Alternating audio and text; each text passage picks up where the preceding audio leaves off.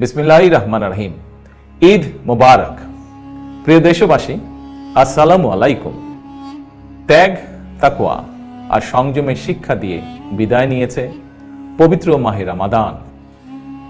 মাসব্যাপী সিয়াম সাধনার পর মুসলিম উম্মার বিশ্বজনীন ঐক্য, সংহতি, সহমর্মিতা এবং অনাবিল আনন্দের বার্তা নিয়ে এলো পবিত্র ঈদ উল ফিতর।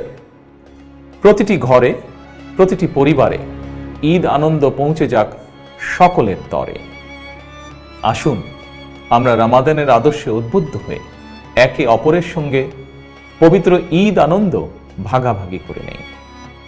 ঈদ উল ফিতর উপলক্ষে আমি প্রিয় দেশবাসীকে জানাই পবিত্র ঈদ উল ফিতরের শুভেচ্ছা।